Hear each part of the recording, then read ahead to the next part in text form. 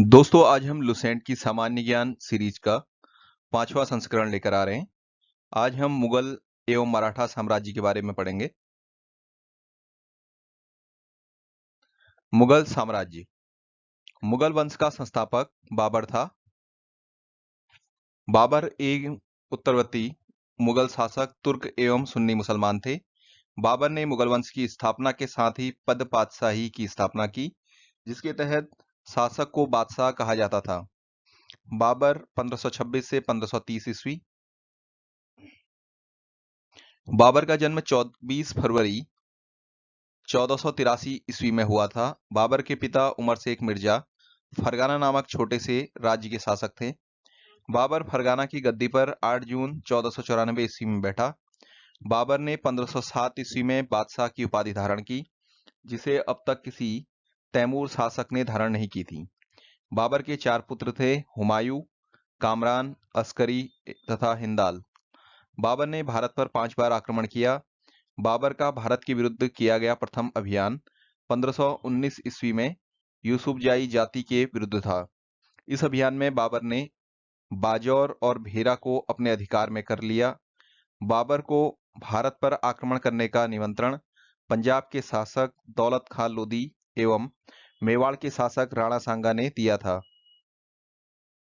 पानीपत के प्रथम युद्ध में बाबर ने पहली बार तुगलमा युद्ध नीति एवं तोपखाने का प्रयोग किया था। उस्ताद अली एवं मुस्तफा बाबर के 2 प्रसिद्ध निशानेबाज थे, जिसने पानीपत के प्रथम युद्ध में भाग लिया था। बाबर द्वारा लड़े गए प्रमुख युद्ध।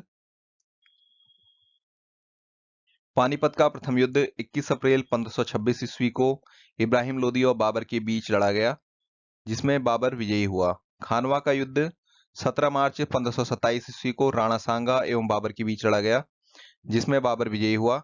चंदेरी का युद्ध 29 जनवरी 1528 ईस्वी मेदिनी राय तथा बाबर के बीच लड़ा गया, बाबर विजयी हुआ। घाघरा का युद्ध 6 मई 1529 ईस्वी को अफगानों एवं बाबर के बीच लड़ा गया, जिसमें बाबर विजयी हुआ। बाबर को अपनी उदारता के लिए कलंदर की उपाधि दी गई। खानवा युद्ध में विजय के बाद बाबर ने गाजी की उपाधि धारण की थी। 30 जनवरी 1528 ईस्वी को जहर दे देने के कारण राणा सांगा की मृत्यु हो गई। करीब 48 वर्ष की आयु में 26 दिसंबर 1530 ईस्वी को आगरा में बाबर की मृत्यु हो गई। प्रारंभ में बाबर के शव को आगरा के आराम बाग में दफनाया गया। बाद में काबुल में उसके द्वारा चुने गए स्थान पर दफनाया गया। बाबर ने अपनी आत्मकथा बाबरनामा की रचना की, जिसका अनुवाद बाद में फारसी भाषा में अब्दुल रहीम खानखाना ने किया। बाबर को मुवैयान नामक पदशैली का जन्मदाता माना जाता है। बाबर प्रसिद्ध नक्शबंदी सूफी ख्वाजा उबैदुल्ला अहरार का अनुयायी था। बाबर का उत्तराधिकारी हुमायूं हुआ। हुमायूं 1530 से 1556 ईस्वी। नसीरुद्दीन हुमायूं 29 दिसंबर 1530 ईस्वी को आगरा में 23 वर्ष की अवस्था में सिंहासन पर बैठा। गद्दी पर बैठने से पहले हुमायूं बदख्शां का सूबेदार था। अपने पिता के निर्देश के अनुसार हुमायूं ने अपने राज्य का बंटवारा अपने भाइयों में कर दिया। इसने कामरान को काबुल और कंधार, मिर्जा अस्करी को संभल, मिर्जा हिंदाल को अलवर एवं मेवाड़ की जागीरें दी। अपने चचेरे भाई सुलेमान मिर्जा को हुमायूं ने बदख्शां प्रदेश दिया। 1533 ईस्वी में हुमायूं ने दीनपनाह नामक नए नगर की स्थापना की थी। चौसा का युद्ध 25 जून 1539 ईस्वी में शेर खां एवं हुमायूं के बीच हुआ। इस युद्ध में शेर खां विजयी रहा। इसी युद्ध के बाद शेर खां ने शेरशाह की पदवी धारण की।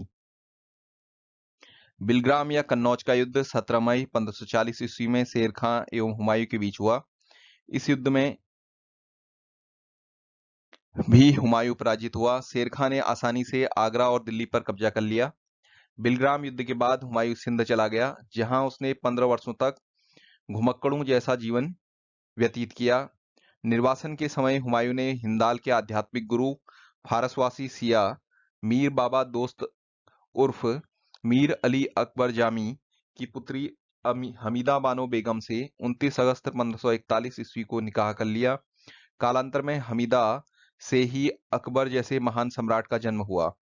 1555 ईस्वी में हुमायूं ने पंजाब के सूरी शासक सिकंदर को पराजित कर पुनः दिल्ली की गद्दी पर बैठा। हुमायूं द्वारा लड़े गए चार प्रमुख युद्धों का क्रम इस प्रकार है। देवरा का युद्ध 1531 ईस्वी, चौसा का युद्ध 1539 ईस्वी, बिलग्राम का युद्ध 1540 ईस्वी एवं सरहिंद का युद्ध 1555 ईस्वी। 1 जनवरी 1556 ईस्वी को दीनपनाह भवन में स्थित पुस्तकालय की सीढ़ियों से गिरने के कारण हुमायूं की मृत्यु हो गई। हुमायूंनामा की रचना गुलबदन बेगम ने की थी। हुमायूं ज्योतिष में विश्वास करता था, इसलिए इसने सप्ताह के 7 दिन 7 रंग के कपड़े पहनने के नियम बनाए। शेरशाह 1540 से 1545 ईस्वी। सूर साम्राज्य का संस्थापक अफगान वंशी शेरशाह सूरी था। शेरशाह का जन्म 1472 ईस्वी में बजवाड़ा होशियारपुर में हुआ था। इनके बचपन का नाम फरीद खां था। यह सूर वंश से संबंधित था। इनके पिता हसन खां जौनपुर राज्य के अंतर्गत सासाराम के जमींदार थे। फरीद ने एक शेर को तलवार के एक ही वार से मार दिया था। उसकी इस बहादुरी से प्रसन्न होकर बिहार के अफगान शासक सुल्तान मोहम्मद बहार खां लोहानी ने उसे शेर खां की उपाधि प्रदान की।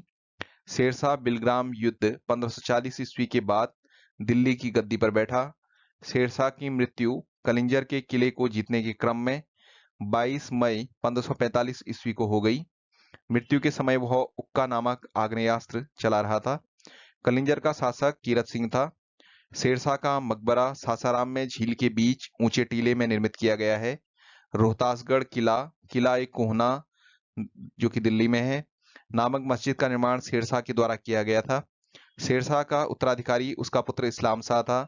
शेरशाह ने भूमि की माप के लिए 32 अंक वाला सिकंदरी गज एवं सन की डंडी का प्रयोग किया। शेरशाह ने 178 ग्रेन चांदी का रुपया और 380 ग्रेन तांबे का दाम चलवाया।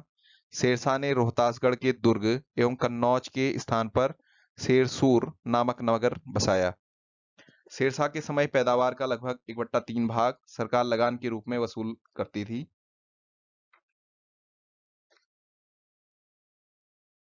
कबूलियत तथा पट्टा प्रथा की शुरुआत शेरशाह ने की। शेरशाह ने 1541 ईस्वी में पाटलिपुत्र को पटना के नाम से पुनः स्थापित किया। शेरशाह ने ग्रैंड ट्रंक रोड की मरम्मत करवाई। मलिक मोहम्मद जायसी शेरशाह के समकालीन थे। डाक प्रथा का प्रचलन शेरशाह के द्वारा किया गया। अकबर 1542 से 1605 ईस्वी। सम्राट अकबर का जन्म 15 अक्टूबर 1542 ईस्वी को हमीदा बानो बेगम के गर्भ से अमरकोट के राणा वीरसाल के महल में हुआ। अकबर का राज्याभिषेक 14 फरवरी 1556 ईस्वी को पंजाब के कलानौर नामक स्थान में हुआ। अकबर का शिक्षक अब्दुल लतीफ ईरानी विद्वान था। वह जलालुद्दीन मोहम्मद अकबर बादशाही गाजी की उपाधि से राज सिंहासन पर बैठा। बैरम खां 1556 से 1560 ईस्वी तक अकबर का संरक्षक रहा। अकबर द्वारा जीते गए प्रदेश, पहला है मालवा। मालवा के शासक बाज बहादुर को हराया था 1561 ईस्वी में। चुनार अफगानों का शासन था 1562 ईस्वी। गोंडवाना वीर नारायण एवं दुर्गावती 1564 ईस्वी। आसफ खां मुगल सेनापति था। आमिर भारमल वहां के शासक थे 1562 ईस्वी में स्वयं अधीनता स्वीकार की। मेड़ता जयमल वहां के शासक थे 1562 ईस्वी में सरफुद्दीन के नेतृत्व में मुगल सेना ने जयमल को हराया। मेवाड़ उदय सिंह एवं राणा प्रताप 1568 ईस्वी और 1576 ईस्वी में मानसिंह और आसफ खां के नेतृत्व में मुगल सेना ने आक्रमण किया। रणथंबोर सुरजनहाड़ा 1569 ईस्वी में भगवान दास एवं अकबर। कलिंजर रामचंद्र वहां के शासक थे 1569 ईस्वी में। मजमू खा काकसा मुगल सेनापति थे। मारवाड़ राव चंद्रसेन 1570 ईस्वी में स्वेच्छा से अधीनता स्वीकारी इन्होंने। जैसलमेर रावल हरिराय 1570 ईस्वी में स्वेच्छा से अधीनता स्वीकारी। बीकानेर कल्याणमल 1570 ईस्वी स्वेच्छा से अधीनता स्वीकारी। गुजरात मुजफ्फर खां तृतीय 1571 में खाने आजम सम्राट अकबर के नेतृत्व में मुगल सेना ने आक्रमण किया। बिहार और बंगाल के शासक दाऊद खां को 1574 से 76 के बीच में मुनीम खां खानखाना के नेतृत्व में मुगल सेना ने हराया। काबुल हकीम मिर्जा वहां के शासक थे 1581 ईस्वी में मानसिंह एवं अकबर ने हराया। कश्मीर यूसुफ याकूब खां 1586 में भगवान दास एवं कासिम खां की नेतृत्व में मुगल सेना ने यूसुफ याकूब खां को 1586 ईस्वी में हराया। उड़ीसा के शासक निसार खां को 1592 ईस्वी में मान सिंह ने हराया। सिंध जानी बेग को 1593 ईस्वी में अब्दुल रहीम खाना के नेतृत्व में मुगल सेना ने हराया। बलूचिस्तान पन्ने अफगान 1595 ईस्वी मीर मासूम के नेतृत्व में मुगल सेना। कंधार मुजफ्फर हुसैन 1595 ईस्वी में साहबेग। दक्षिण भारत में खानदेश के शासक अली खान ने 1591 में स्वेच्छा से अधीनता स्वीकारी। दौलताबाद चांद बीबी वहां की शासिका थी 1599 में। मुराद अब्दुल रहीम खाना अबुल फजल अकबर के नेतृत्व में मुगल सेना ने आक्रमण किया और 1599 ईस्वी में कब्जा किया। अहमदनगर बहादुर शाह और चांद बीबी 1600 ईस्वी। असीरगढ़ मीरन बहादुर 1601 ईस्वी में अकबर का यह अंतिम अभियान था और स्वयं अकबर ने इसमें सेना का नेतृत्व किया। पानीपत की दूसरी लड़ाई 5 नवंबर 1556 ईस्वी को अकबर और हेमू के बीच हुई थी। मक्का की तीर्थ यात्रा के दौरान पाटक नामक स्थान पर मुबारक खां नामक युवक ने बैरम खां की हत्या कर दी। मई 1562 ईस्वी में अकबर ने हरम दल को अपने से पूर्णतः मुक्त कर लिया। हल्दी घाटी का युद्ध 18 जून 1576 ईस्वी को मेवाड़ के शासक महाराणा प्रताप एवं अकबर के बीच हुआ। इस युद्ध में अकबर विजयी हुआ। इस युद्ध में मुगल सेना का नेतृत्व मान सिंह एवं आसफ खां ने किया था। अकबर का सेनापति मान सिंह था। महाराणा प्रताप की मृत्यु 57 वर्ष की उम्र में 19 जनवरी 1597 ईस्वी में हो गई। गुजरात विजय के दौरान अकबर सर्वप्रथम पुर्तगालियों से मिला और यहीं उसने सर्वप्रथम समुद्र को देखा। दीन-ए इलाही धर्म का प्रधान पुरोहित अकबर था। दीन-ए इलाही धर्म को स्वीकार करने वाला प्रथम एवं अंतिम हिंदू शासक बीरबल था। अकबर ने जैन धर्म के जैनाचार्य हरि विजय सूरी को जगतगुरु की उपाधि प्रदान की थी। राजस्व प्राप्ति की जब्ती प्रणाली अकबर के शासनकाल में प्रचलित थी। अकबर के दीवान राजा टोडरमल ने 1580 ईस्वी में दहसाल बंदोबस्त की व्यवस्था की। अकबर के दरबार का प्रसिद्ध संगीतकार तानसेन था। अकबर के दरबार के प्रसिद्ध चित्रकार अब्दुस समद था। दसवंत एवं बसावन अकबर के दरबार के प्रमुख चित्रकार थे। अकबर के शासनकाल में प्रमुख गायक तानसेन, बाज बहादुर, बाबा रामदास और बैजू बावरे थे। अकबर की शासन प्रणाली की प्रमुख विशेषता मनसबदारी प्रथा थी। अकबर के समकालीन प्रसिद्ध सूफी संत शेख सलीम चिश्ती थे। अकबर की मृत्यु 16 अक्टूबर 1605 ईस्वी को हुई। इसे आगरा के निकट सिकंदरा में दफनाया गया। स्थापत्य कला के क्षेत्र में अकबर की महत्वपूर्ण कृतियां हैं। दिल्ली में हुमायूं का मकबरा, आगरा का लाल किला, फतेहपुर सीकरी में शाही महल, दीवाने खास, पंचमहल, बुलंद दरवाजा, जोधाबाई का महल, इबादत खाना, इलाहाबाद का किला और लाहौर का किला। अकबर के दरबार को सुशोभित करने वाले 9 रत्न इस प्रकार थे: बीरबल, अब्दुल समद, अबुल फजल, टोडरमल, भगवान दास, तानसेन, मानसिंह, अब्दुल रहीम खाना, मुल्ला दो प्याजा, हकीम हुकाम। अबुल फजल का बड़ा भाई फैजी अकबर के राज दरबार में राजकवि के पद पर आसीन था। अबुल फजल ने अकबरनामा ग्रंथ की रचना की। वह दीन इलाही धर्म का मुख्य पुरोहित था। बीरबल के बचपन का नाम महेशदास था। संगीत सम्राट तानसेन का जन्म ग्वालियर में हुआ था। इनकी प्रमुख कृतियां थी मियाँ की टोड़ी, मियाँ का मल्हार, मियाँ का सारंग आदि। कंठाभरण वाणी विलास की उपाधि अकबर ने तानसेन को दी थी। अकबर ने भगवान दास, आमेर के राजा भारमल के पुत्र को अमीर उल उमरा की उपाधि दी। अकबर के समय कुछ महत्वपूर्ण कार्य: दास प्रथा का अंत 1562 ईस्वी में हुआ था। अकबर को हरमदल से मुक्ति 1562 ईस्वी। तीर्थ यात्रा कर समाप्त 1563 ईस्वी। जजिया कर समाप्त 1564 ईस्वी। फतेहपुर सीकरी की फतेहपुर सीकरी की स्थापना एवं फतेहपुर सीकरी की स्थापना और राजधानी का आगरा से फतेहपुर सीकरी स्थानांतरण 1571 ईस्वी। इबादत खाने की स्थापना 1575 ईस्वी।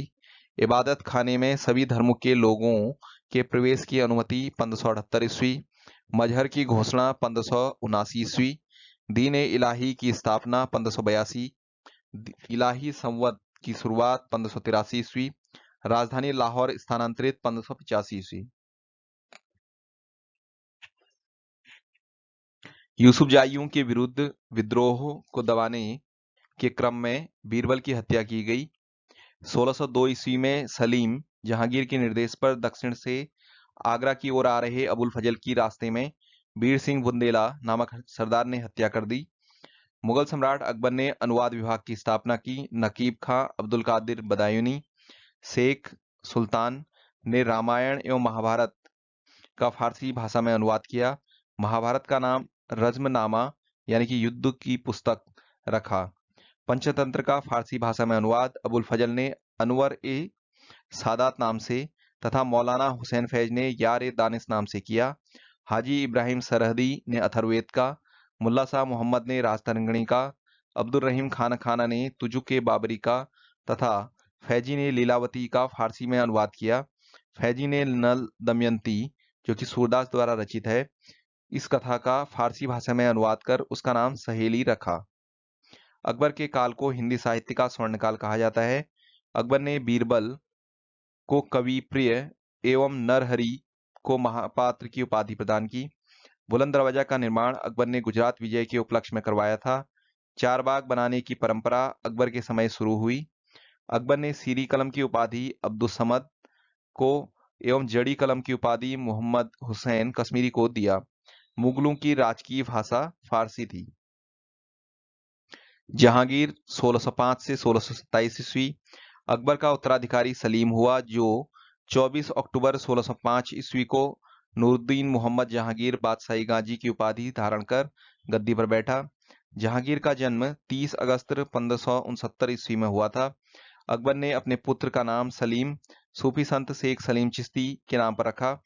अकबर को न्याय की जंजीर के लिए याद किया जाता है। यह जंजीर सोने की बनी हुई थी, जो आगरा के किले के शाहबुर्ज एवं यमुना तट पर स्थित पत्थर के खंभे में लगवाई हुई थी। जहांगीर द्वारा शुरू की गई तुजुक-ए-जहांगीरी नामक आत्मकथा को पूरा करने का श्रेय मोतबिंद खां को है। जहांगीर के सबसे बड़े पुत्र खुसरो ने 1606 ईस्वी में अपने पिता के विरुद्ध विद्रोह कर दिया। खुसरो और जहांगीर की सेना के बीच जालंधर के निकट बहरावल नामक मैदान में युद्ध हुआ। खुसरो को पकड़कर कैद में डाल दिया गया। खुसरो की सहायता देने के कारण जहांगीर ने सिखों के 5वें गुरु अर्जुन देव को फांसी दिलवा दी। खुसरो गुरु से गोइंदवाल में मिला था। अहमदनगर के वजीर मलिक अंबर के विरुद्ध सफलता से खुश होकर जहांगीर ने खुर्रम को शाहजहां की उपाधि प्रदान की। 1622 ईस्वी में कंधार मुगलों के हाथ से निकल गया। शाह अब्बास ने इस पर अधिकार कर लिया। नूरजहां। ईरान निवासी मिर्जा गयास बेग की पुत्री नूरजहां का वास्तविक नाम मेहरुनिसा था। 1594 ईस्वी में नूरजहां का विवाह अली कुली बेग से संपन्न हुआ। जहांगीर ने एक शेर मानने के कारण अली कुली बेग को शेर अफगान की उपाधि प्रदान की। 1607 ईस्वी में शेर अफगान की मृत्यु के बाद मेहरुनिसा अकबर की विधवा सलीमा बेगम की सेवा में नियुक्त हुई। सर्वप्रथम जहांगीर ने नवरोज त्योहार के अवसर पर मेहरुनिसा को देखा।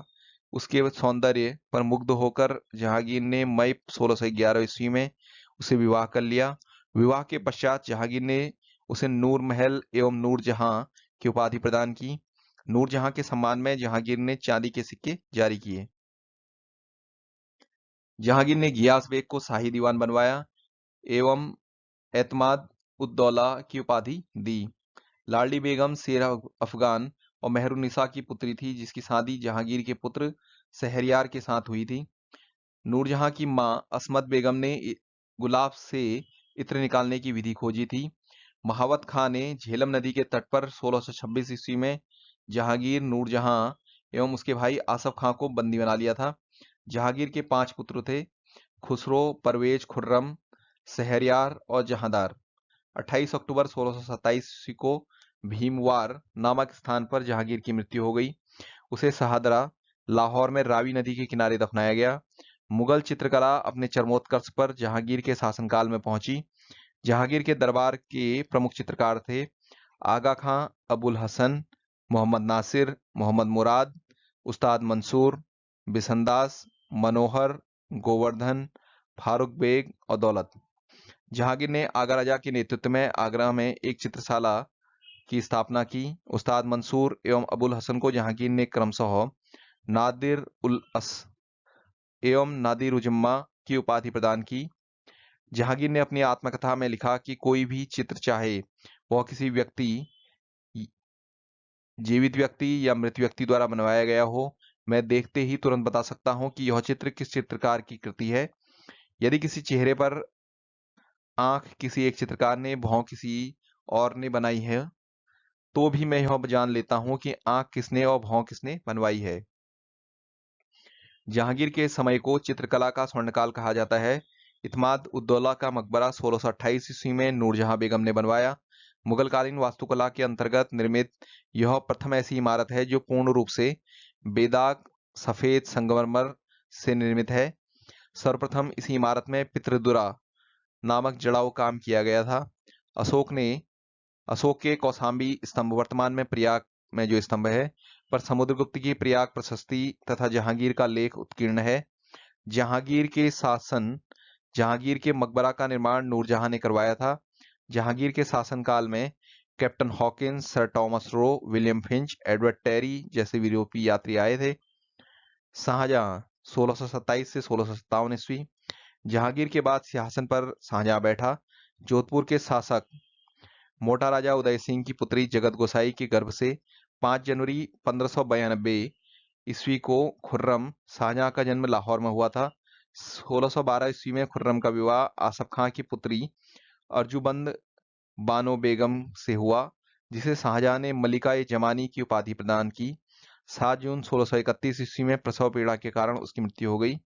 4 फरवरी 1628 ईस्वी को शाहजहां आगरे में अबुल मुजफ्फर शहाबुद्दीन मोहम्मद साहिब किरण सामी की उपाधि प्राप्त कर सिंहासन पर बैठा। शाहजहां ने आसफ खां को वजीर पद एवं महावत खां को खान खाना की उपाधि प्रदान की। उसने नूरजहां को 2 लाख रुपए प्रतिवर्ष की पेंशन देकर लाहौर जाने दिया, जहां 1645 ईस्वी में उसकी मृत्यु हो गई। अपनी बेगम मुमताज महल की याद में शाहजहां ने ताजमहल का निर्माण आगरे में उसकी कब्र के ऊपर करवाया। ताजमहल का निर्माण करने वाला मुख्य स्थापत्य कलाकार उस्ताद अहमद लाहौरी था। मयूर सिंहासन का निर्माण शाहजहां ने करवाया था। इसका मुख्य कलाकार बे बादल खां था।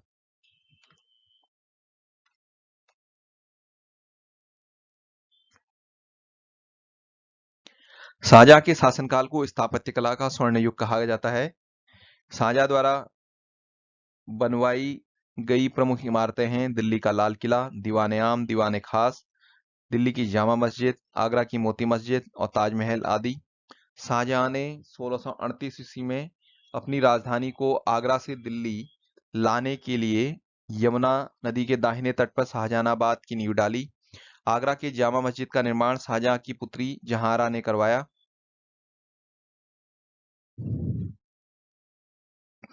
शाहजहां के दरबार में प्रमुख चित्रकार मोहम्मद फकीर और मीर हासिम थे। शाहजहां ने संगीतज्ञ लाल खां को गुण समंदर की उपाधि प्रदान की। शाहजहां के पुत्रों में दारा शिकोह सर्वाधिक विद्वान था। उसने भगवद गीता, योग वशिष्ठ, उपनिषद, रामायण का अनुवाद फारसी में करवाया।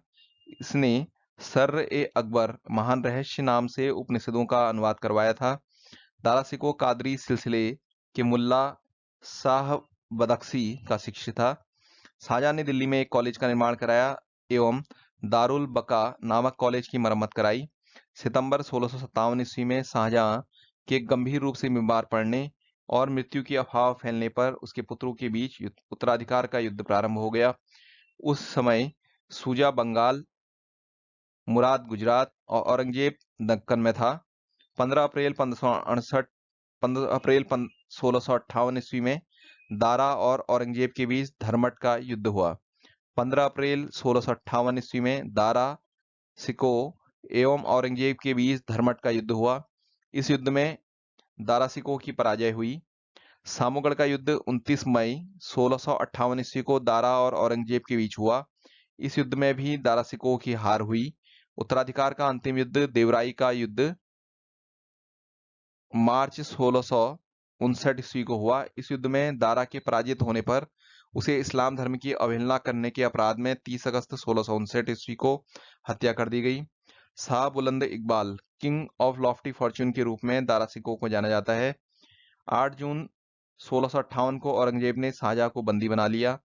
आगरा के किले में अपने कैदी जीवन के 8वें वर्ष अर्थात 22 जनवरी 1666 को 74 वर्ष की अवस्था में शाहजहां की मृत्यु हो गई। औरंगजेब 1658 से 1707। औरंगजेब का जन्म 24 अक्टूबर 1618 ईस्वी को दोहाद, गुजरात नामक स्थान में हुआ था। औरंगजेब के बचपन का अधिकांश समय नूरजहां के पास बीता। 18 मई 1637 ईस्वी को फारस के राजघराने की दिलरास बानो बेगम के साथ औरंगजेब का निकाह हुआ। आगरा पर कब्जा कर जल्दीबाजी में औरंगजेब ने अपना राज्याभिषेक अबुल मुजफ्फर मुहिउद्दीन मुजफ्फर औरंगजेब बहादुर आलमगीर की उपाधि से 31 जुलाई 1659 ईस्वी को करवाया। देवराई के युद्ध में सफल होने के बाद 15 मई 1659 ईस्वी को औरंगजेब ने दिल्ली में प्रवेश किया और शाहजहां के शानदार महल में 5 जून 1659 ईस्वी को दूसरी बार राज्याभिषेक करवाया। औरंगजेब के गुरु थे मीर मोहम्मद हकीम। औरंगजेब सुन्नी धर्म को मानता था, उसे जिंदा पीर कहा जाता था। जयसिंह एवं शिवाजी के बीच पुरंदर की संधि 22 जून 1665 ईस्वी को संपन्न हुई। मई 1666 ईस्वी को आगरे के किले के दीवाने आम में औरंगजेब के समक्ष शिवाजी उपस्थित हुए। यहाँ शिवाजी को कैद में रखकर जयपुर भवन में रखा गया। इस्लाम नहीं स्वीकार करने के कारण सिखों के नवे गुरु तेग बहादुर की हत्या औरंगजेब ने 1675 ईस्वी में दिल्ली में करवा दी थी। औरंगजेब ने 1679 में जजिया कर को पुनः लागू किया। औरंगजेब ने बीबी का मकबरा 1679 में औरंगाबाद महाराष्ट्र में बनवाया था। 1686 में बीजापुर और 1697 में गोलकुंडा को औरंगजेब ने मुगल साम्राज्य में मिला दिया। मदन्ना और अकन्ना नामक ब्राह्मण का संबंध गोलकुंडा के शासक अबुल हसन से था। औरंगजेब के समय हुए जाट विद्रोह का नेतृत्व गोकुला एवं राजाराम ने किया। 1670 ईस्वी में तिलपत की लड़ाई में जाट परास्त हुए। गोकुल को मौत के घाट उतार दिया गया। इसके बावजूद जाटों ने 1685 ईस्वी में राजाराम के नेतृत्व में पुनः विद्रोह किया। इन जाटों ने सिकंदरा में स्थित अकबर के मकबरे को भी लूटा। भरतपुर राजवंश की नींव औरंगजेब के शासनकाल में ही जाट नेता एवं राजाराम के भतीजा चूरामन ने डाली। औरंगजेब के समय में हिंदू मनसबदारों की संख्या लगभग 337 थी, जो अन्य मुगल सम्राटों की तुलना में अधिक थी। औरंगजेब का पुत्र अकबर ने दुर्गादास के बहकावे में आकर अपने पिता के खिलाफ विद्रोह किया। औरंगजेब ने कुरान को अपने शासन का आधार बनाया। उसने सिक्के पर कलमा खुदवाना, नवरोज त्योहार को मनाना, भांग की खेती करना, गाना बजाना, झरोखा दर्शन, तुलादान प्रथा में सम्राट को उसके जन्म के दिन पर सोने, चांदी और अन्य वस्तुओं से तौलने की परंपरा थी। यह अकबर के जमाने से प्रारंभ हुई थी। आदि पर प्रतिबंध लगा दिया। औरंगजेब ने दरबार में संगीत पर पाबंदी लगा दी तथा सरकारी संगीतज्ञों को अवकाश दे दिया। भारतीय शास्त्रीय संगीत पर फारसी में सबसे अधिक पुस्तकें औरंगजेब के ही काल में लिखी गई। औरंगजेब स्वयं वीणा बजाने में दक्ष था। औरंगजेब ने 1665 ईस्वी में हिंदू मंदिरों को तोड़ने का आदेश दिया। इसके शासनकाल में तोड़े गए मंदिरों में सोमनाथ का मंदिर, बनारस का विश्वनाथ मंदिर, वीर सिंह देव द्वारा निर्मित जहांगीर काल में मथुरा में निर्मित केशव राय मंदिर थे। औरंगजेब की मृत्यु 20 फरवरी 1707 ईस्वी को हुई। इसे खुलदाबाद, जो अब रोजा कहलाता है, में दफनाया गया। औरंगजेब के समय सूबों की संख्या 20 थी। औरंगजेब दारुल हर्ब यानी कि काफिरों के देश को दारुल इस्लाम, इस्लाम का देश में परिवर्तित करने को अपना महत्वपूर्ण लक्ष्य मानता था। औरंगजेब के शासनकाल में मुगल सेना में सर्वाधिक हिंदू सेनापति थे। मुगल शासन व्यवस्था। मुगल शासन व्यवस्था में मंत्रिपरिषद को विजारत कहा जाता था।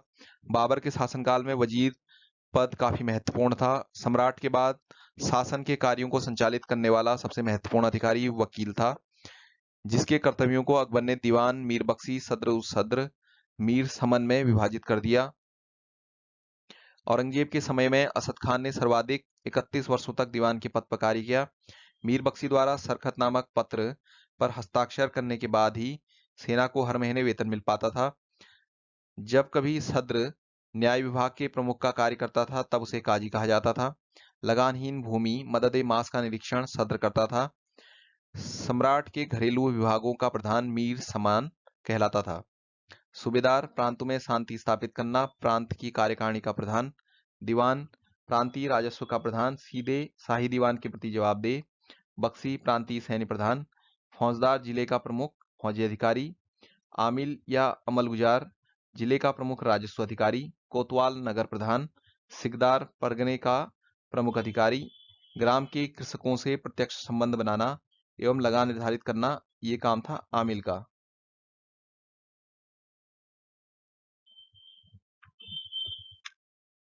सूचना एवं गुप्तचर विभाग का प्रधान दरोगा ए डाक की चौकी कहलाता था। शरीयत के प्रतिकूल कार्य करने वालों को रोकना, आम जनता की दुष्चरित्रता से बचाने का कार्य मुहत्सिब नामक अधिकारी करता था। प्रशासन की दृष्टि से मुगल साम्राज्य का बंटवारा सूबों में, सूबों का सरकार में, सरकार का परगना या महाल में और महाल का जिला या दस्तूर में और दस्तूर ग्राम आदि में बटे होते थे। प्रशासन की सबसे छोटी इकाई ग्राम थी जिसे मावदा या दीह कहते थे। मावदा के अंतर्गत छोटी छोटी बस्तियां जिनको नागला कहा जाता था। शाहजहां के शासनकाल में सरकार एवं परगना के मध्य चकला नामक एक नई इकाई की स्थापना हो गई थी। भूमि कर के विभाजन के आधार पर मुगल साम्राज्य की समस्त भूमि 3 वर्गों में विभाजित थी। खालसा भूमि प्रत्यक्ष रूप से बादशाह के नियंत्रण में। जागीर भूमि तनख्वाह के बदले दी जाने वाली भूमि। सयूरगाल या मदद ए मास अनुदान में दी गई लगानहीन भूमि, इसे मिल्क भी कहा जाता था। शेरशाह द्वारा राजस्व हेतु अपनाई जाने वाली पद्धति राई का उपयोग अकबर ने भी किया था। अकबर ने करोड़ी नामक अधिकारी की नियुक्ति 1573 ईस्वी में की गई। इसे अपने क्षेत्र में से 1 करोड़ दाम या 2.5 लाख रुपए वसूल करने होते थे। 1580 ईस्वी में अकबर ने दहसाला नाम की एक नवीन कर प्रणाली प्रारंभ की। इस व्यवस्था की शुरुआत टोडरमल ने की, इसलिए इसे टोडरमल बंदोबस्त भी कहा जाता है। इस व्यवस्था के अंतर्गत भूमि को 4 भागों में विभाजित किया गया। पहला है पोलज, परती, चांचर और बाजर। पोलज भूमि, इसमें नियमित रूप से खेती होती थी, वर्ष में 2 फसलें। परती, इस भूमि में 1 या 2 वर्ष के अंतराल में खेती की जाती थी। चांचर भूमि, इस पर 3 से 4 वर्ष के अंतराल में खेती की जाती थी। बंजर, यह खेती योग्य भूमि नहीं थी, इस पर लगान नहीं वसूला जाता था। 1570 से 1571 के मध्य टोडरमल ने खालसा भूमि पर भू राजस्व की नवीन प्रणाली जब्ती प्रारंभ की। इसमें कर निर्धारण की 2 श्रेणी थी, एक को तखसीस और दूसरे को तहसील कहते थे। औरंगजेब ने अपने शासनकाल में नस्क प्रणाली को अपनाया। भू राजस्व की राशि को उपज का आधा या 50% कर दिया। मुगल काल में कृषक 3 वर्गों में विभाजित थे, खुदकास्ट, पाहीकास्ट और मुजरियान। खुदकास्ट वे किसान उसी गांव की भूमि पर खेती करते थे जहां के वे निवासी थे। पाहीकास्ट ये दूसरे गांव में जाकर खेती करते थे और मुजरियान ये खुदकास्ट कृषकों से भूमि किराए पर लेकर कृषि कार्य करते थे। मुगल काल में रुपये की सर्वाधिक ढलाई औरंगजेब के समय में हुई। आना सिक्के का प्रचलन शाहजहां ने करवाया। जहांगीर ने अपने समय में सिक्कों पर अपनी आकृति बनवाई, साथ ही उस पर अपना एवं नूरजहां का नाम अंकित करवाया। सबसे बड़ा सिक्का संसब सोने का सिक्का था। स्वर्ण का सबसे प्रचलित सिक्का इलाही था। मुगल कालीन अर्थव्यवस्था का आधार चांदी का रुपया था। दैनिक लेन देन के लिए तांबे के दाम का प्रयोग होता था। 1 रुपया में 40 दाम होते थे। मुगल सेना 4 भागों में विभक्त थी, पैदल सेना, घुड़सवार सेना, तोपखाना, हाथी सेना। मुगलकालीन सैन्य व्यवस्था पूर्णतः जमींदारी मनसबदारी प्रथा पर आधारित थी। इसे अकबर ने प्रारंभ किया था। 10 से 500 तक के मनसब वाले को मनसबदार, 500 से 25 तक मनसब प्राप्त करने वाले को उमरा और 2500 से ऊपर तक मनसब प्राप्त करने वाले को अमीर ए आजम कहलाते थे। मुगल काल में लगान वसूल करने की व्यवस्थाएं, गल्ला बख्शी, इसमें फसल का कुछ भाग सरकार द्वारा ले लिया जाता था। नस्क, इसमें खड़ी फसल के आधार पर लगान का अनुमान लगाकर फसल कटने पर उसे ले लिया जाता था। यह व्यवस्था बंगाल में थी। जब्ती प्रणाली, इसमें बोई गई फसल के आधार पर लगान का निर्धारण किया जाता था और यह नकद में लिया जाता था।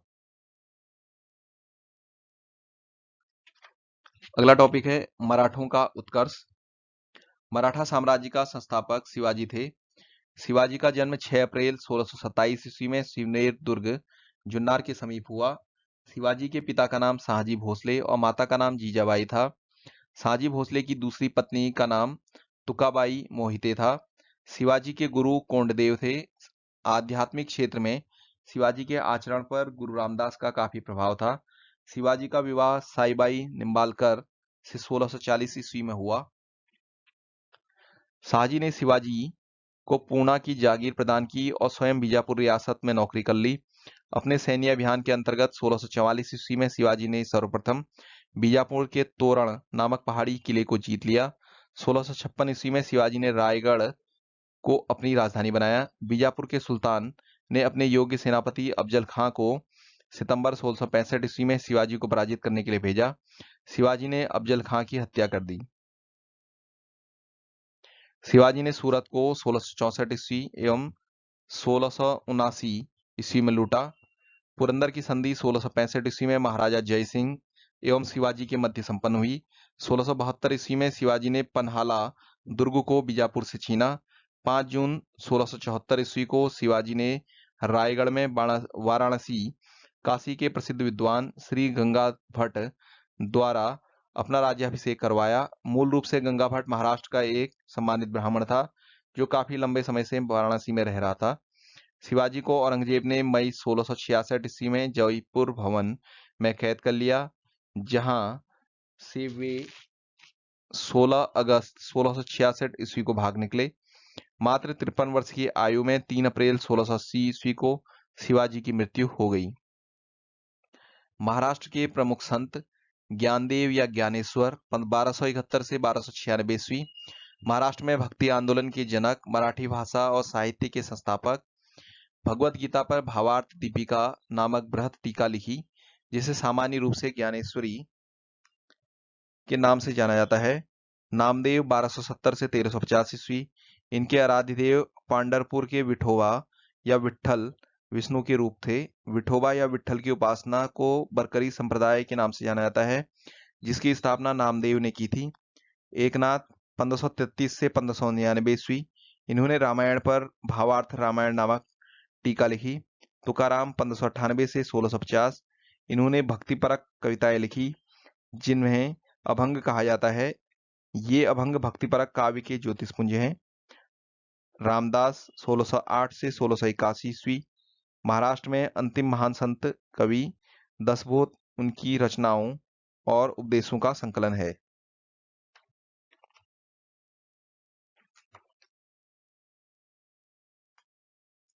शिवाजी के मंत्रिमंडल को अष्टप्रधान कहा जाता था। अष्टप्रधान में पेशवा का पद सर्वाधिक महत्वपूर्ण एवं सम्मान का होता था। अष्टप्रधान में निम्न पद थे: पेशवा या प्रधानमंत्री, राज्य का प्रशासन एवं अर्थव्यवस्था की देखरेख करना। दूसरा है सरीय नौबत यानी सेनापति, सैन्य प्रधान। तीसरा है अमात्य यानी कि राजस्व मंत्री, आय व्यय का लेखा जोखा रखना। वाक्यानवीस, सूचना, गुप्तचर एवं संधि विग्रह के विभागों का अध्यक्ष।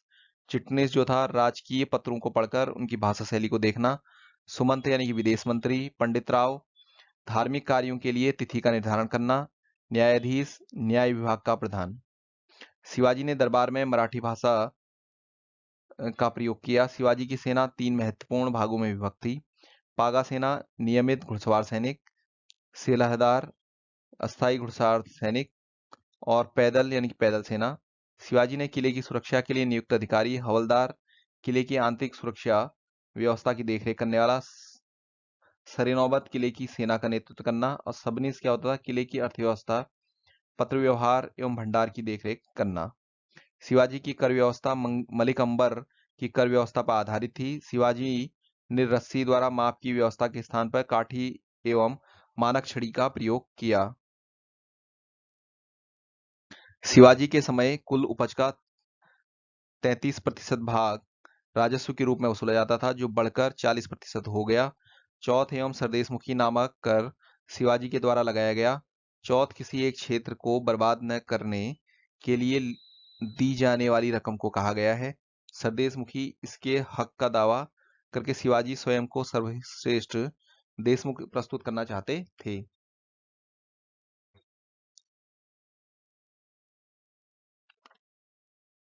शिवाजी के उत्तराधिकारी। शिवाजी का उत्तराधिकारी संभाजी था। संभाजी ने उज्जैन के हिंदी एवं संस्कृत के प्रकांड विद्वान कवि कलश को अपना सलाहकार नियुक्त किया। मार्च 1689 ईस्वी को मुगल सेनापति मरखरफ खां ने संगमेश्वर में छिपे हुए संभाजी एवं कवि कलश को गिरफ्तार कर लिया और उसकी हत्या कर दी। संभाजी के बाद 1689 ईस्वी में राजा राम को नए छत्रपति के रूप में राज्याभिषेक किया गया। राजा राम ने अपनी दूसरी राजधानी सतारा को बनाया। राजा राम मुगलों से संघर्ष करता हुआ 1700 ईस्वी में मारा गया। राजा राम की मृत्यु के बाद उसकी विधवा पत्नी ताराबाई अपने 4 वर्षीय पुत्र शिवाजी द्वितीय का राज्याभिषेक करवाकर मराठा साम्राज्य की वास्तविक संरक्षिका बन गई।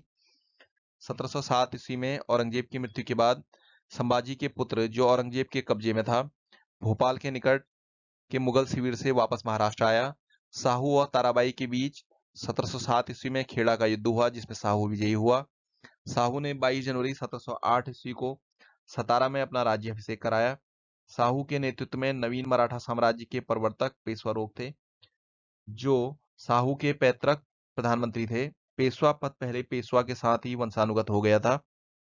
1713 ईस्वी में साहू ने बालाजी विश्वनाथ को पेशवा बनाया। इनकी मृत्यु 1720 ईस्वी में हुई। इसके बाद पेशवा बाजीराव प्रथम हुए। पेशवा बाजीराव प्रथम ने मुगल साम्राज्य की कमजोर हो रही स्थिति का लाभ उठाने के लिए साहू को उत्साहित करते हुए कहा कि आओ हम इस पुराने वृक्ष के खोखले तने पर प्रहार करें, शाखाएं तो स्वयं गिर जाएंगी। हमारे प्रयत्नों से मराठा साम्राज्य की पताका कृष्णा नदी से अटक तक फहराने लगेगी। उत्तर में साहू ने कहा, निश्चित रूप से ही आप इसे हिमालय के पार गाड़ देंगे। निसंदेह आप एक योग्य पिता के योग्य पुत्र हैं। पालखेड़ा का युद्ध 7 मार्च 1728 7 मार्च 1728 ईस्वी में बाजीराव प्रथम एवं निजामुल मुल्क आसफ जहाँ के बीच हुआ। इसमें निजाम की हार हुई। निजाम के साथ मुंशी शिवगांव की संधि हुई। दिल्ली पर आक्रमण करने वाला प्रथम पेशवा बाजीराव प्रथम था, जिसने 29 मार्च 1737 ईस्वी को दिल्ली पर धावा बोला।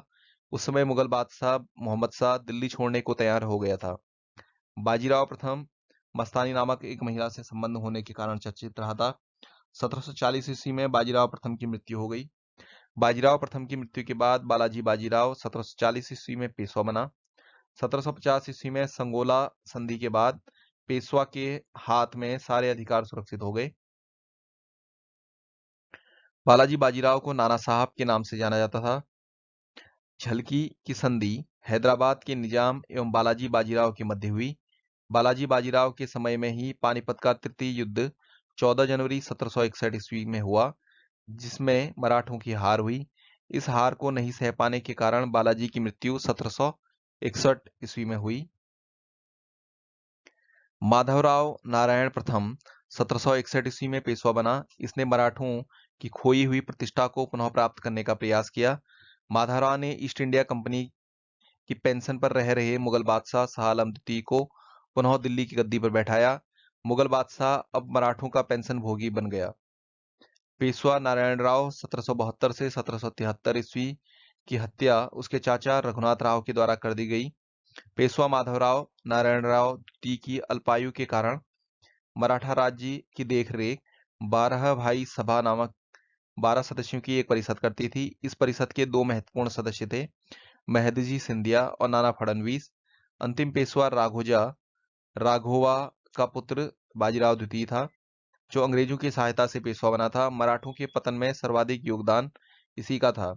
यह सहायक संधि स्वीकार करने वाला प्रथम मराठा सरदार था। प्रथम आंग्ल मराठा युद्ध 1775 से 82 ईस्वी तक चला। इसके बाद 1776 ईस्वी में पुरंदर की संधि हुई। इसके तहत कंपनी ने रघुनाथ राव से समर्थन वापस ले लिया। द्वितीय आंग्ल मराठा युद्ध 1803 से 1805 ईस्वी। इसमें भोसले यानी कि नागपुर के जो भोसले थे ने अंग्रेजों को चुनौती दी। इसके फलस्वरूप 7 सितंबर 1803 ईस्वी को देवगांव की संधि हुई। तृतीय आंग्ल मराठा युद्ध 1816 से 1818 में हुआ। इस युद्ध में मराठा शक्ति और पेशवा के वंशानुगत पद को समाप्त कर दिया गया। पेशवा बाजीराव द्वितीय ने कोरेगांव एवं अष्टी के युद्ध हारने के बाद फरवरी 1818 ईस्वी में मेलकम के सम्मुख आत्मसमर्पण कर दिया। अंग्रेजों ने पेशवा के पद को समाप्त कर बाजीराव द्वितीय को कानपुर के निकट बिठूर में पेंशन पर जीने के लिए भेज दिया, जहां 1853 ईस्वी में इसकी मृत्यु हो गई। अंग्रेज और मराठा संघर्ष के अंतर्गत होने वाली प्रमुख संधियां: सूरत की संधि 1775 ईस्वी, पुरंदर की संधि 1776 ईस्वी, बड़गांव की संधि 1779 ईस्वी, सालबाई की संधि 1782, बसीन की संधि 1802, देवगांव की संधि 1803, सुरजी अर्जुन गांव की संधि 1803, राजापुर घाट की संधि 1804, नागपुर की संधि 1816, ग्वालियर की संधि 1817, पूना की संधि 1817, मंदसौर की संधि 1818।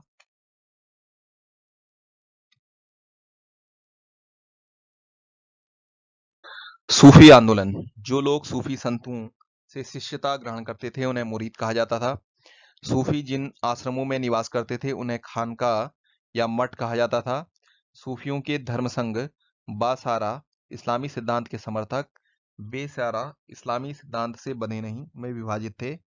बासारा और बेसारा में विभाजित थे। भारत में चिश्ती और सुहरावर्दी सिलसिले की जड़ें काफी गहरी थी। 1192 ईस्वी में मोहम्मद गौरी के साथ ख्वाजा मुइनुद्दीन चिश्ती भारत आए। उन्होंने यहाँ चिश्ती परंपरा की शुरुआत की। चिश्ती परंपरा का प्रमुख केंद्र अजमेर था। चिश्ती परंपरा के कुछ महत्वपूर्ण संत थे: निजामुद्दीन औलिया, बाबा फरीद, बख्तियार काकी, शेख बुरहानुद्दीन गरीब। बाबा फरीद बख्तियार काकी के शिष्य थे। बाबा फरीद की रचनाएं गुरु ग्रंथ साहिब में शामिल हैं। बाबा फरीद के दो महत्वपूर्ण शिष्य थे: निजामुद्दीन औलिया और अलाउद्दीन साबिर। हजरत निजामुद्दीन औलिया ने अपने जीवन काल में दिल्ली के 7 सुल्तानों का शासन देखा। इनके प्रमुख शिष्य थे शेख सलीम चिश्ती, अमीर खुसरो, अमीर हसन देहलवी। शेख बुरहानुद्दीन गरीब ने 1340 ईस्वी में दक्षिण भारत के क्षेत्रों में चिश्ती संप्रदाय की शुरुआत की और दौलताबाद को मुख्य केंद्र बनवाया। सूफियों के सुहरावर्दी धर्म संघ या सिलसिला की स्थापना शेख सिहाबुद्दीन उमर सुहरावर्दी ने की, किंतु 1262 ईस्वी में इसके सुदृढ़ संचालन का श्रेय शेख बदरुद्दीन जकारिया को है। इन्होंने सिंध मुल्तान को प्रमुख केंद्र बनाया। सुहरावर्दी धर्म संघ के अन्य प्रमुख संत जलालुद्दीन तबरीजी, सैयद सुर्खजोश, बुरहान आदि थे। सुहरावर्दी सिलसिला ने राज्य के संरक्षण को स्वीकार किया था। शेख अब्दुल्ला सत्तारी ने सत्तारी सिलसिले की स्थापना की थी। इसका मुख्य केंद्र बिहार था। कादरी धर्म संघ या सिलसिला की स्थापना सैयद अब्दुल कादिर अल जिलानी ने बगदाद में की थी। भारत में इस सिलसिला के प्रवर्तक मोहम्मद गौस थे। इस सिलसिले के अनुयायी गाने बजाने के विरोधी थे। ये लोग शिया मत के विरुद्ध थे। राजकुमार दारा शिकोह, जो कि शाहजहां का ज्येष्ठ पुत्र था, कादरी सिलसिला के मुल्ला शाह का शिष्य था। नक्शबंदी धर्म संघ या सिलसिला की स्थापना ख्वाजा उबैदुल्ला ने की थी। भारत में इस सिलसिला की स्थापना ख्वाजा बकी बिल्लाह ने की थी। भारत में इसके व्यापक प्रचार का श्रेय बकी बिल्लाह के शिष्य अकबर के समकालीन शेख अहमद सरहिंदी को था। फिरदौसी सुहरावर्दी सिलसिला की ही एक शाखा थी जिसका कार्य क्षेत्र बिहार में था। इस सिलसिले को शेख शरीफुद्दीन याहिया ने लोकप्रिय बनाया। याहिया ख्वाजा निजामुद्दीन के शिष्य थे।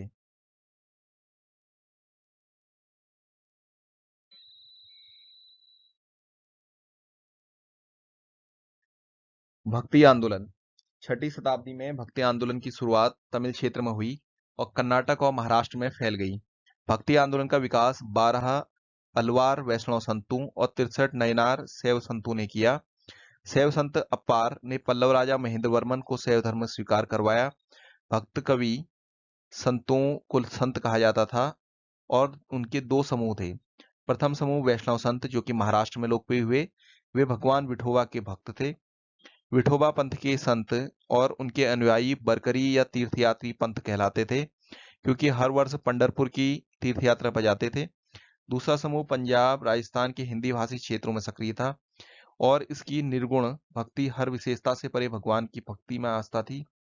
भक्ति आंदोलन को दक्षिण भारत में से उत्तर भारत में 12वीं शताब्दी के प्रारंभ में रामानंद के द्वारा लाया गया। बंगाल में कृष्ण भक्ति की प्रारंभिक प्रतिपादकों में विद्यापति ठाकुर और चंडीदास थे। रामानंद की शिक्षा में दो संप्रदायों का प्रादुर्भाव हुआ, सगुण जो पुनर्जन्म में विश्वास रखता है और निर्गुण जो भगवान के निराकार रूप को चुनता है। सगुण संप्रदाय के प्रसिद्ध व्याख्याताओं में थे तुलसीदास, नाभादास जैसे राम भक्त और निम्बार्क, बल्लभाचार्य, चैतन्य, सूरदास और मीराबाई जैसे कृष्ण भक्त। निर्गुण संप्रदाय के सबसे प्रसिद्ध प्रतिनिधि थे कबीर, जिन्हें भावी उत्तर भारतीय पंथों का आध्यात्मिक गुरु माना जाता है। शंकराचार्य के अद्वैत दर्शन के विरोध में दक्षिण में वैष्णव संतों ने 4 मतों की स्थापना की थी। श्री संप्रदाय रामानुजाचार्य विशिष्टाद्वैतवाद, ब्रह्म संप्रदाय माध्वाचार्य द्वैतवाद, रुद्र संप्रदाय विष्णु स्वामी शुद्ध द्वैतवाद, सनकादि संप्रदाय निम्बार्काचार्य द्वैतवाद। भक्ति आंदोलन के संत रामानुजाचार्य 11वीं शताब्दी। इन्होंने राम को अपना आराध्य माना। इनका जन्म 1017 ईस्वी में मद्रास के निकट पेरुम्बर नामक स्थान में हुआ था। 1137 में इनकी मृत्यु हो गई। रामानुज ने वेदांत में प्रशिक्षण अपने गुरु कांचीपुरम के यादव प्रकाश से प्राप्त किया था। रामानंद का जन्म 1299 ईस्वी में प्रयाग में हुआ था। इनकी शिक्षा प्रयाग एवं वाराणसी में हुई। इन्होंने अपना संप्रदाय सभी जातियों के लिए खोल दिया। रामानुज की भांति रामानंद ने भी भक्ति को मोक्ष का एकमात्र साधन स्वीकार किया। इन्होंने मर्यादा पुरुषोत्तम राम एवं सीता की आराधना को समाज के समक्ष रखा। इनके प्रमुख शिष्य थे रैदास, जो कि एक हरिजन थे, कबीर जो जुलाहा थे, धन्ना जाट थे, सेना नाई और पीपा राजपूत। कबीर का जन्म 1425 ईस्वी में एक विधवा ब्राह्मणी के गर्भ से हुआ था। लोकलाज के भय से उसने नवजात शिशु को वाराणसी में लहरतारा के पास एक तालाब के समीप छोड़ दिया। जुलाहा नीरू और उसकी पत्नी नीमा इस नवजात शिशु को अपने घर में ले आए। इस बालक का नाम कबीर रखा गया। उन्होंने राम, रहीम, हजरत, अल्लाह आदि को एक ही ईश्वर के अनेक रूप माने। इन्होंने जाति प्रथा, धार्मिक कर्मकांड, बाह्य आडंबर, मूर्ति पूजा, जप तप, अवतारवाद आदि का घोर विरोध करते हुए एकेश्वरवाद में आस्था व्यक्त की एवं निराकार ब्रह्म की उपासना को महत्व दिया। निर्गुण भक्ति धारा से जुड़े कबीर ऐसे प्रथम व्यक्ति थे जिन्होंने संत होने के बाद भी पूर्णतः गृहस्थ जीवन का निर्वाह किया। उनके अनुयायी कबीरपंथी कहलाए। कबीर के उपदेश शब्द सिखों के आदि ग्रंथ में संग्रहित हैं। गुरु नानक का जन्म 1469 ईस्वी में अविभाजित पंजाब के तलवंडी नामक स्थान पर हुआ, जो अब ननकाना साहिब के नाम से विख्यात है। उनकी माता का नाम त्रिपता देवी तथा पिता का नाम कालूराम था। बटारा के मूलराज खत्री की बेटी सुलक्षणी से उसका विवाह हुआ। उन्होंने देश का 5 बार चक्कर लगाया, जिसे उदासीस कहा जाता है। उन्होंने कीर्तनों के माध्यम से उपदेश दिए। अपने जीवन के अंतिम क्षणों में उन्होंने रावी नदी के किनारे करतारपुर में अपना डेहरा मठ स्थापित किया। अपने जीवन काल में ही उन्होंने आध्यात्मिक आधार पर अपने पुत्रों की जगह अपने शिष्य भाई लहना यानी कि अंगद को अपना उत्तराधिकारी नियुक्त किया। उनकी मृत्यु 1539 ईस्वी में करतारपुर में हुई। नानक ने सिख धर्म की स्थापना की। नानक सूफी संत बाबा फरीद से प्रभावित थे। चैतन्य का जन्म 1486 ईस्वी में नदिया बंगाल के मायापुर गांव में हुआ था। उनके पिता का नाम जगन्नाथ मिश्र और माता का नाम सची देवी था। पाठशाला में चैतन्य को निमाई पंडित कहा जाता था। उन्होंने गोसाई संघ की स्थापना की, साथ ही संकीर्तन प्रथा को जन्म दिया। इनके दार्शनिक सिद्धांत को अचित्य भेदाभेदवाद के नाम से जाना जाता है। सन्यासी बनने के बाद बंगाल छोड़कर पुरी उड़ीसा चले गए, जहां इन्होंने 2 दशक तक भगवान जगन्नाथ की उपासना की। श्रीमद वल्लभाचार्य का जन्म 1479 ईस्वी में चंपारण्य वाराणसी में हुआ था। इनके पिता का नाम लक्ष्मण भट्ट तथा माता का नाम यल्लम गरु था। इनका विवाह महालक्ष्मी के साथ हुआ था। इनके 2 पुत्र थे, गोपीनाथ जन्म 1511, विठलनाथ जन्म 1516 ईस्वी। इन्होंने गंगा यमुना के संगम के समीप अरेल नामक स्थान पर अपना निवास स्थान बनाया। वल्लभाचार्य ने भक्ति साधना पर विशेष जोर दिया। इन्होंने भक्ति को मोक्ष का साधन बनाया और भक्ति मार्ग को पुष्टि मार्ग कहते थे। गोस्वामी तुलसीदास, इनका जन्म उत्तर प्रदेश के बादा जिले में राजापुर गांव में 1554 ईस्वी में हुआ। इन्होंने रामचरितमानस की रचना की। धन्ना का जन्म 1415 ईस्वी में एक जाट परिवार में हुआ था। राजपुताना से बनारस आकर ये रामानंद के शिष्य बन गए। कहा जाता है कि इन्होंने भगवान की मूर्ति को हठात भोजन कराया था। रैदास, ये जाति से चमार थे। ये रामानंद के 12 शिष्यों में एक थे। इनके पिता का नाम रघु और माता का नाम घुरविनिया था। ये जूता बनाकर जीविकोपार्जन करते थे। मीराबाई ने इन्हें अपना गुरु माना है। इन्होंने रामदासी संप्रदाय की स्थापना की।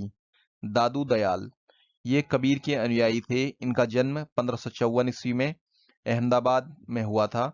इनका संबंध धुनिया जाति से था। सांबर से आकर इन्होंने ब्रह्म संप्रदाय की स्थापना की। अकबर ने धार्मिक चर्चा के लिए इन्हें एक बार फतेहपुर सिकरी बुलवाया था। इन्होंने निपख नामक आंदोलन की शुरुआत की। इसी के साथ लुसेंट सामान्य ज्ञान का मुगल एवं मराठा साम्राज्य वाला संस्करण मध्यकालीन भारत समाप्त हुआ। लुसेंट की सामान्य ज्ञान सीरीज के सभी ऑडियो पॉडकास्ट सुनने के लिए हमारे साथ जुड़ें और हमारे चैनल को सब्सक्राइब करें। धन्यवाद।